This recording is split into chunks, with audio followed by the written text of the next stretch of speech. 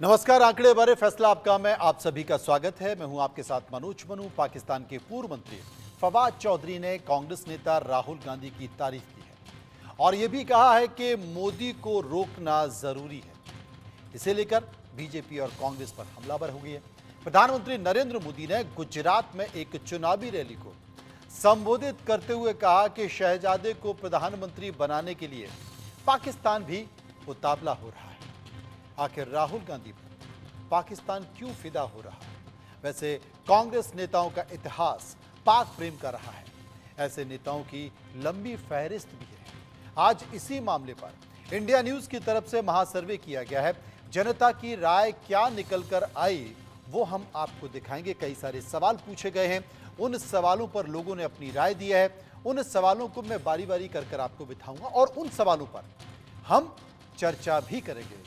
लोगों की राय पर हम ये समझने की कोशिश भी करेंगे कि अगर लोगों ने इन सवाल पर यह राय दी है तो फिर क्यों दी है, उसके पीछे का कारण क्या है। लेकिन उसके पहले विस्तार से एक खबर देखिए पैकेज के तौर पर।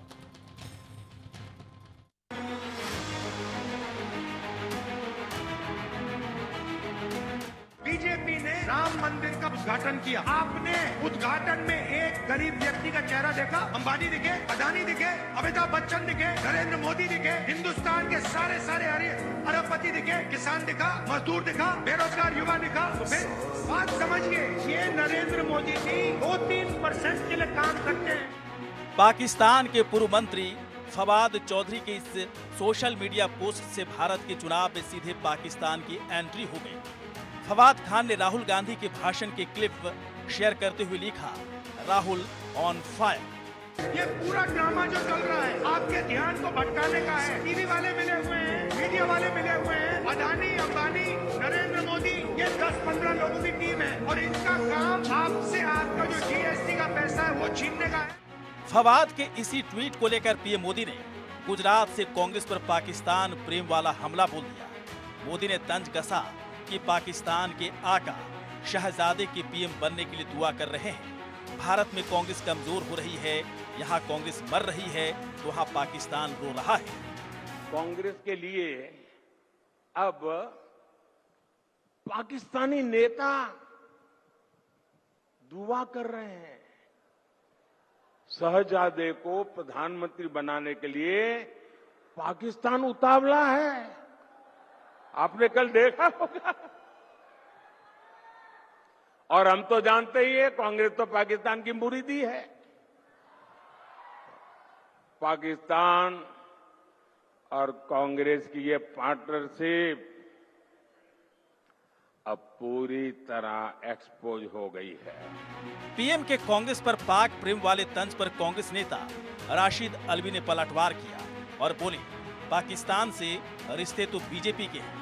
हो सकता है कि पीएम मोदी ने ही फवाद चौधरी पर दबाव बनाकर पोस्ट करवाया हो ताकि चुनाव में पाकिस्तान मुद्दा बना सके। और जो बयान अब आया है फवाद चौधरी का, फवाद चौधरी इमरान खान को प्रधानमंत्री नहीं बना पाते, जेल में है, वो हिंदुस्तान की क्या बात करेंगे। मेरा मानना है जो बयान आया है वो नवाज शरीफ उनके भाई की गवर्नमेंट के दबाव में आया है। प्रधानमंत्री के नवाज शरीफ के साथ बहुत अच्छे रिश्ते हैं और इसीलिए ये बयान आया है ताकि इस बयान को हमारे प्रधानमंत्री एक्सप्लॉइट करने की कोशिश कर सके।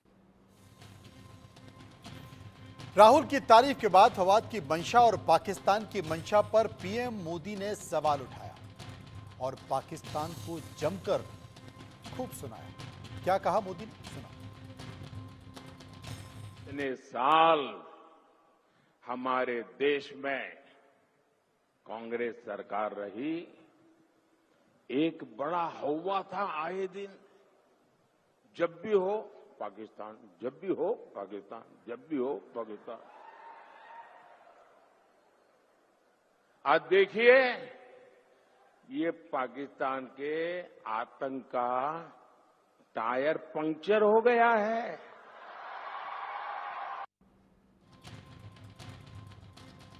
तो फवाद हुसैन का संकेत निकल कर आया और देश के प्रधानमंत्री और बीजेपी ने हाथों हाथ लपका और सीधे हमला राहुल गांधी पर। कई सारे सवाल हमने पूछने की कोशिश की है, उस पर लोगों की राय भी निकल कर आई है।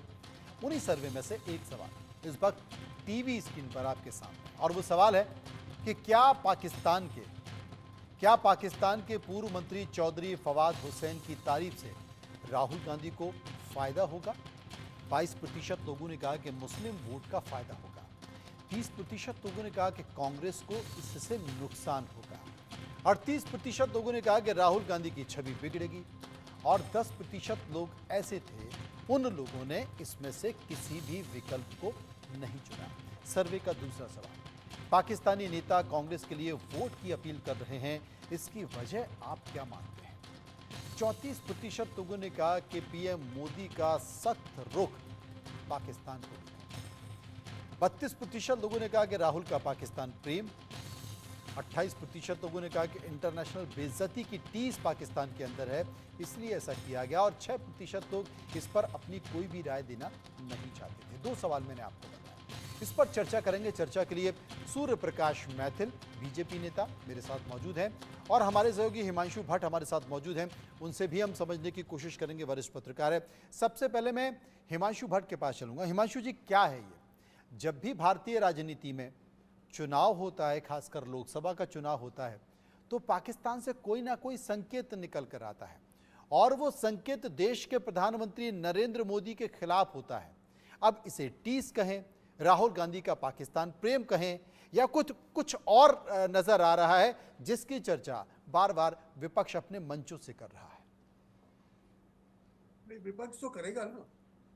फिलहाल जो विपक्ष है ना, वही है अमन की आशा वाले लोग, जिनको शांति चाहिए। हाँ, शांति हर एक पड़ोसी के साथ, हर एक पड़ोसी राष्ट्र को चाहिए, मगर जहां पर त्रासवाद पनपता हो, वहां पर शांति हो नहीं सकती। हम शांति के दूत हैं, ऐसा कहते आए हैं, और ऐसा कहते थे कि दक्षिण एशिया के अंदर अगर भारत को रेलेवेंट रहना है तो पाकिस्तान को साथ रखना पड़ेगा।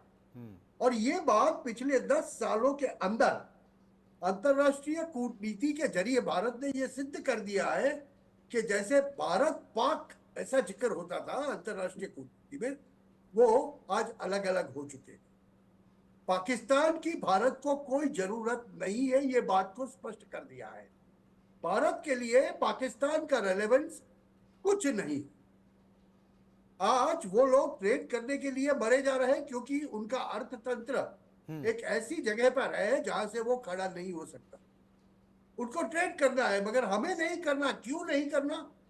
क्या ट्रेड करेंगे आप उनसे? मैं सीधा सवाल करता हूं कि पाकिस्तान से अगर हम ट्रेड करेंगे तो वो हमसे आलू ले जाएंगे, टमाटर ले जाएंगे, प्याज ले जाएंगे। चलिए, हम क्या लेंगे उससे? वो हमसे दवाई लेके जाएंगे। हमसे ली हुई 454 करोड़ की दवाई के पैसे तो अभी तक पाकिस्तान ने नहीं चुकाए। हम पाकिस्तान से क्या लेंगे? गधे?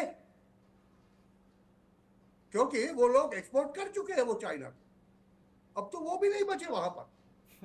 मेरा कहने का मतलब है कि अगर इस खित्ते के अंदर, जैसे क्लेम किया जाता है कोई अमन की आशा के लोगों द्वारा, और ये अमन की आशा जो है ना, वो राहुल प्रेम वाले लोग हैं। इसीलिए मणिशंकर अय्यर पाकिस्तान में जाते हैं और कहते हैं आप लोग हमारी मदद कीजिए मोदी को सत्ता में से निकालने के। तो फिर ये कह सकते हैं कि हर लोकसभा चुनाव में कोई ना कोई मुद्दा पाकिस्तान दे देता है विपक्ष को, और उसी मुद्दे पर वो घिर जाता है, और उसी मुद्दे को देश के प्रधानमंत्री नरेंद्र मोदी और बीजेपी हथियार बना लेती है, और हथियार बनाकर लहूलुहान कर देती है विपक्ष को, और वो चुनाव में हार हो जाती है। मैथिली साहब, एक और हथियार आपके हाथ आ गया। धन्यवाद। पहले तो आपको और पूरे देश को भारत माता की जय, वंदे मातरम जी। और मनु जी, आपने कहा हथियार आ गया, तो मैं आपको ये कहना चाहता हूं कि हथियार नहीं आ गया, असलियत सामने आ गई। एक बार फिर से देश की जनता के सामने जो कांग्रेस है उसकी असलियत सामने आ गई कि आज भारत के अंदर कांग्रेस को पूछने वाला कोई नहीं है, लेकिन पाकिस्तान में कांग्रेस को पूछने वाले हजार नहीं लाखों हैं, और वहां के मंत्री भी उनका चुनाव प्रचार कर रहे हैं। और मैं आपको बताना चाहता हूं मनु जी कि आखिर क्यों ना पाकिस्तान के मंत्री कांग्रेस को लाने की दुआएं करें, उनके फेवर में प्रचार करें, ट्वीट डालें, और कोशिश करें किस तरह कुछ 100, 200, 500 वोट और बढ़ जाए कांग्रेस की जो हार होगी उसके अंदर, क्योंकि उनको ये पता है कि अब की बार जो सरकार नरेंद्र मोदी जी लेके आ रहे हैं, भारत के अंदर जो 400 पार सरकार आ रही है, वो सरकार कड़े फैसले लेगी। और जो कड़े फैसले होंगे उसमें एक पीओके भी होगा, उसमें एक यूसीसी भी होगा, उसके अंदर भारत जो है वो विश्व की तीसरी बड़ी अर्थव्यवस्था बनने जा रहा है। उसके अलावा भारत जो है विश्व के अंदर अब की बार एक बहुत बड़े सैन्य उत्पाद का निर्यातक बनने जा रहा है। भारत अब जो है विश्व की अर्थव्यवस्था की धुरी बनने जा रहा है। तो आखिर क्यों नहीं पाकिस्तान जो है वो नरेंद्र मोदी जी के खिलाफ कुछ ना कुछ षड्यंत्र करेगा। इसमें कोई शक नहीं है मैथिल साहब, इसमें कोई शक नहीं, बिल्कुल। क्योंकि पाकिस्तान के अंदर ही पाकिस्तान के तमाम सियासतदान इस बात का जिक्र करते हैं, अपने चुनावी भाषणों में इस बात का जिक्र करते हैं कि देखिए हिंदुस्तान लगातार आगे बढ़ रहा है, हिंदुस्तान लगातार तरक्की कर रहा है, अंतर्राष्ट्रीय मंचों पर हिंदुस्तान ने अपनी एक अलग पहचान बनाई है।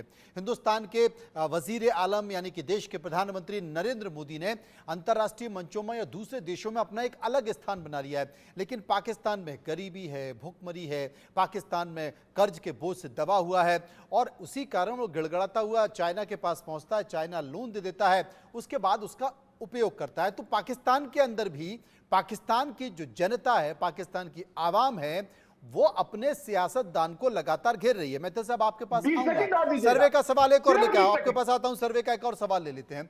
सर्वे का एक और सवाल है 2024 के चुनाव में, 2024 के चुनाव में पाकिस्तान किन वजहों से बड़ा मुद्दा बन गया। 38% ने कहा कि धारा 370 मुक्त कश्मीर, 17% ने कहा कि बीजेपी का मिशन पीओके, 38% लोगों ने कहा सीमा पार के आतंकवाद और 7% लोगों ने कोई भी विकल्प इसमें से नहीं चुना। चौथा सवाल सर्वे का, क्या कांग्रेस के घोषणा पत्र में आपको मुस्लिम लीग वाला एजेंडा नजर आता है, जिसकी बात बीजेपी कर रही है? 56% लोगों ने कहा कि हाँ नजर आता है, 42% लोगों ने कहा नजर नहीं आता है और 2% लोग ऐसे थे जो इस मसले पर अपनी चुप्पी साधे थे। मैथिल साहब हमारे साथ मौजूद हैं। मैथिल साहब, दो बड़े सवाल हैं, क्योंकि आप विपक्ष को, इंडिया गठबंधन को लगातार निशाने पर बनाए हुए हैं इस मामले को लेकर कि सब आपका घोषणा पत्र जो है वो आपका नहीं लगता बल्कि मुस्लिम लीग का लगता है। आप तुष्टीकरण से अब भी अपने आप को अलग नहीं कर पा रहे हैं, आपकी योजनाएं, आपकी बातें अब भी मुस्लिम तुष्टीकरण के इर्द गिर्द दिखाई देती हैं, क्या कहना है? बिल्कुल, आप देखिए ना, लगातार जैसे ही आप पढ़ेंगे कांग्रेस के न्याय पत्र, मैं तो ये कहता हूं कि वो अन्याय पत्र है। उस अन्याय पत्र में लगातार उन्होंने कई बिंदु ऐसे छुए हैं जिसके अंदर कि वेल्थ रिक्रिएशन, मतलब हिंदू कमाएगा और आप उस वेल्थ को रिक्रिएट कर उसको औरों के संग बांटने की बात करते हैं। आप खान पान की स्वतंत्रता की बात करते हैं। अब ये मैं पूछना चाहता हूं यहाँ पे आपके माध्यम से कांग्रेस से कि आखिर किस प्रकार के खान पान की स्वतंत्रता? इस देश में तो सभी को, सभी प्रकार, सबका साथ, सबका विकास, सबका प्रयास, सबका विश्वास है। एक और महत्वपूर्ण बात मैं आपको बताना चाहता हूं कि आपने धारा 370 और पीओके की बात उठाई, तो पाकिस्तान में आखिर लोग क्यों ना दुआ करें कि देश, भारत के अंदर नरेंद्र मोदी नहीं आए, राहुल गांधी आए, क्योंकि 60 साल तक यही तो चला ना कि हमारे देश के सैनिकों का सर काट के ले जाते थे, तो कड़ी निंदा। कश्मीर के अंदर हुर्रियत कॉन्फ्रेंस को जमाई बना के रख रखा था। उसके अलावा कश्मीरी हिंदुओं को नरसंहार करने वाले लोगों को ये बैठाकर अपने यहाँ बिरयानी खिलाते थे। कसाब को अगर हिंदुस्तान में उसने आतंकी कृत्य किया तो उसके बाद भारत के अंदर बिरयानी खिलाई। और एक बात कि यदि हमारे देश के अंदर कोई भी आतंकवादी घटना हो जाती थी तो उसकी केवल कई निंदा करते थे। आज की जो सरकार है, आप एक पत्थर फेंकोगे तो आपको 10 गोली पड़ेंगी। आतंकवादियों को यह पता है कि अगर वो पीओके के अंदर अपना कैंप चला रहे तो वहां पे भी वो सुरक्षित नहीं है, फिर कभी भी नरेंद्र मोदी की फौज पहुंच जाएगी और उनको सर्जिकल स्ट्राइक करेगी, कभी भी एयर स्ट्राइक करेगी। तो आखिर ये तो होना ही है।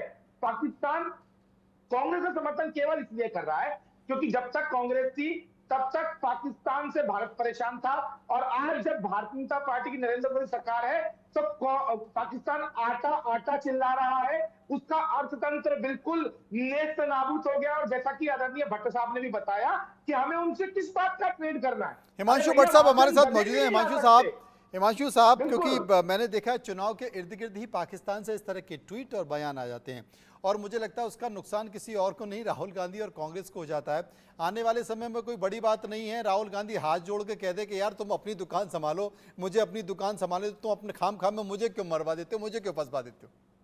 नहीं, ये भैया इसकी वजह है।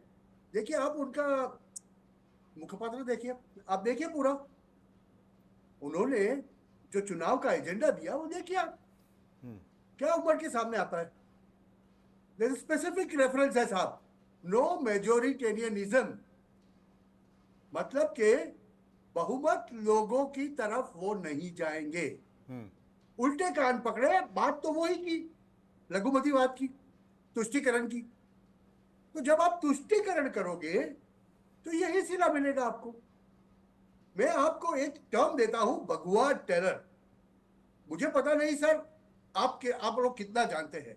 ये भगवा टेरर के नाम पे तो इन्होंने बंबई में हुए आतंकी हमले को कुछ और बताने की कोशिश की थी बहुत बड़े बड़े नेताओं ने।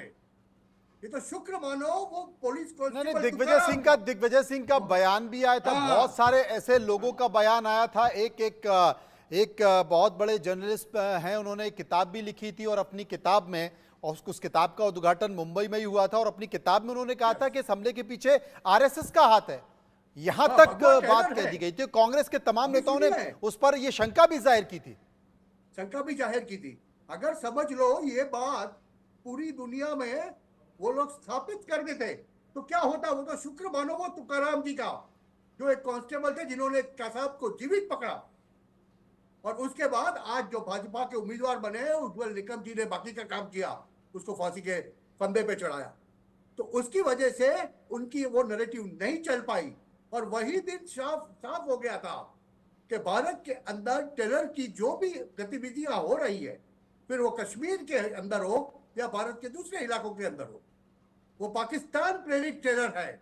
और वो पाकिस्तान प्रेरित टेरर को बंद करने के लिए 370 की धारा हटाना बहुत जरूरी था, और वो नरेंद्र भाई बहुत अच्छी तरह समझते थे, और इसीलिए उनकी दूसरी टर्म में 2019 को यह किया गया।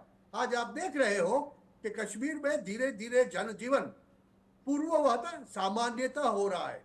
मैं तो सीधा ऐसा नहीं कहूंगा कि एकदम सामान्य हो चुका है, मगर फिर भी वहां पर जो स्थापित हुई है शांति, वहां पर लोग जो 500 रुपए में पथराव करते थे, वो बंद हो गया है, और वो लोग 500 रुपए कमाने के लिए अपनी रोजगारी करते हैं। बिल्कुल आपने सही कहा, क्योंकि कभी कभी सख्ती बहुत जरूरी होती है, और जिस तरीके से इस वक्त कश्मीर से या घाटी से आवाजें आती हैं, तस्वीरें आती हैं, बयान आते हैं, उससे लगता है कि कश्मीर बदल रहा है, और कश्मीर में एक नई तरह की तस्वीर दिखाई दे रही है, भारत की ही तस्वीर दिखाई दे रही है। विस्तार से चर्चा इस पर भी करेंगे, लेकिन सर्वे का 5वां सवाल ले लेते हैं। सर्वे का 5वां सवाल है कि कांग्रेस पर पाकिस्तान समर्थक वाले हमलों की बड़ी वजह आप क्या मानते हैं।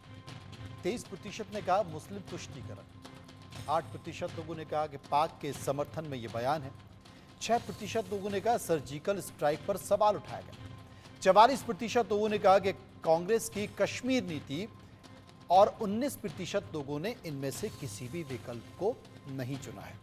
तो ये बड़ा सवाल है, ये महत्वपूर्ण सवाल है, और इस सवाल पर बहुत सारे जो विकल्प हैं, जो राय है, वो निकलकर सामने आई हुई है, वो भी साफ तौर पर दिखाई दे रही है। मैथिल साहब हमारे साथ मौजूद है। 44% लोगों ने कहा कांग्रेस की कश्मीर नीति, और 23% लोगों ने कहा मुस्लिम तुष्टीकरण। अगर इन दोनों को मिला दीजिए तो एक बड़ा आंकड़ा निकल कर आता है मैथिल साहब। शायद ये जो राय है लोगों की, क्योंकि सबसे बड़ी बात है कि देश के प्रधानमंत्री नरेंद्र मोदी और भारतीय जनता पार्टी जो है वो लोगों की नब्ज पकड़ती है, नब्ज को पहचानने का काम करती है, और नब्ज को पहचानने का काम करते हुए वो आगे की रणनीति तय करती है, और उसी हिसाब से राजनीति भी करती है। अगर किसान आंदोलन में आपको लगा कि पूरे देश में माहौल खराब हो रहा है, आपकी निंदा होने लगी है, तो देश के प्रधानमंत्री अचानक से आए और बोल दिया साहब कि तीनों कानून वापस।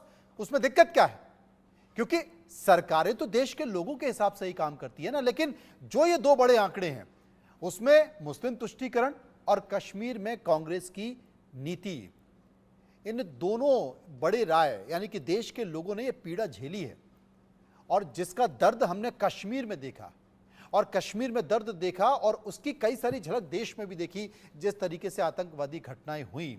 मैथिल साहब, देखिए मनोज जी, बिल्कुल सही है। कांग्रेस की जो अगर आप नीति देखेंगे 60 साल के अंदर, तो कश्मीर एक ऐसा ज्वलंत उदाहरण है कांग्रेस की असफल नीति का कि उन्होंने एक तो मुस्लिम अपीजमेंट भी किया, देश के अंदर 2 विधान 2 प्रधान 2 संविधान को स्वीकार्यता दी, देश की एकता और अखंडता के ऊपर कलंक लगाया। आदरणीय सरदार वल्लभ भाई पटेल जी के कौशल से आज भारत जो है वो एक सूत्र में बंधा हुआ है, उस लौह पुरुष के अपने सतत प्रयास के कारण। और यदि सरदार वल्लभ भाई पटेल जी को ही हैंडल करने दिया जाता कश्मीर का मुद्दा, तो आज हम लोग कश्मीर की स्थिति को ये नहीं देख रहे होते। लेकिन तत्कालीन जो कांग्रेस के जो पूर्व प्रधानमंत्री है जवाहरलाल नेहरू जी, उनकी नीति, उसके बाद इंदिरा गांधी की नीति, फिर राजीव गांधी की नीति, उसके बाद लगातार जो कांग्रेस के प्रधानमंत्री, उन सबकी नीति कश्मीर के लिए केवल और केवल एक जवाई वाली रही। वहां पर सेपरेटिस्ट को, अलगाववादियों को, आतंकवादियों को खिलाया गया, पिलाया गया, दूध से नहलाया गया और अपने साथ में बैठा के दस्तरखान बिछाकर उनसे इफ्तारी कराई गई। लेकिन उस दूसरी तरफ वहां पर जितने भी हमारे कश्मीरी पंडित थे, उनके नरसंहार को भी देखा गया। 1990 की स्थिति आप याद कीजिए, हर जो मस्जिद है उससे अजान हुई और कहा गया अपनी धन दौलत और अपनी बच्चियां, अपनी बेटियां, अपनी महिला छोड़कर निकल जाओ, अन्यथा नरसंहार कर दिया जाएगा। और 5 लाख से ज्यादा का नरसंहार ये संकेत आए हैं, लेकिन इन सब से जुड़ा हुआ एक सवाल और भी है और वो एक तस्वीर और भी बताती है कि जब जब लोकसभा चुनाव आते हैं तो सारे मुद्दे, चाहे वो बेरोजगारी का हो, चाहे वो भ्रष्टाचार का हो, या तमाम सारे मुद्दे पीछे छूट जाते हैं। पाकिस्तान, हिंदुस्तान, मुस्लिम, हिंदू, इस तरह के मुद्दे आ जाते हैं और चुनावी सभाओं में भी इसी तरह के बयान देखे जाते हैं। इसके कारण हम समझने की कोशिश करेंगे, विस्तार से चर्चा करेंगे। मैथिल साहब, आपके पास आता हूं, लेकिन ये जो टॉपिक था, इस टॉपिक पे हम रुकेंगे यहीं पर। दोनों गेस्ट मेरे साथ बने हुए हैं, आगे